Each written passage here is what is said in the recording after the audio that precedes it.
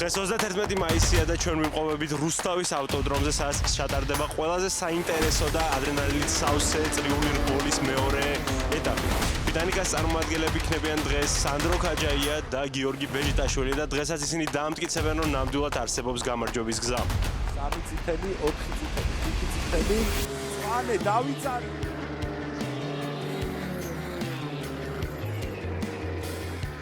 ჯერჯერობით წინ არის ბეჟიტაშვილი და ბატონო იგებს კიდეც პოზიციაზე. ბრავო გიორგი.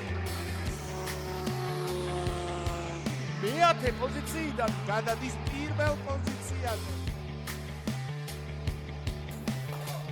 ბეჟიტაშვილი არის ჩემი აზრით ერთ-ერთი საუკეთესო პირველ რიგში გილოცავთ შესანიშნავი ბოლო იყო თუ შეიძლება რომ თქვენი ემოციები გაგვიზიაროთ რბოლის შემდეგ. ძალიან გახარებული ვარ, სიმართლე გითხრათ არ ველოდი, იმიტომ მე-7 დამეწყო შეჯიბრი და დამაჯარიმეს დავიწყე მე-10 პოზიციიდან, აქედან გამომდინარე ცოტა რთული იყო მოგება. ესე ვთქვათ, ხელი მქონდა ჩაქნეული, მაგრამ რავი, მოვახერხე და მოვიგე და ძალიან გახარებული ვარ.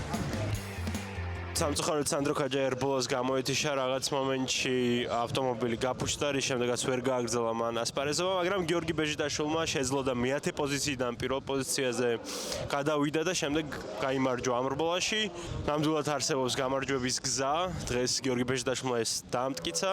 აუცილებლად ესტუმრეთ შემდეგ ტურნირს, რომელიც გაიმართება ასევე რუსთავის ავტოდრომზე და უგულშემატკივრეთ სანდრო ქაჯაიას და გიორგი ბეჟიტაშვილს. ყველაფერი ჯერ კიდევ წინ არის. შემდეგ შეხვედრამდე.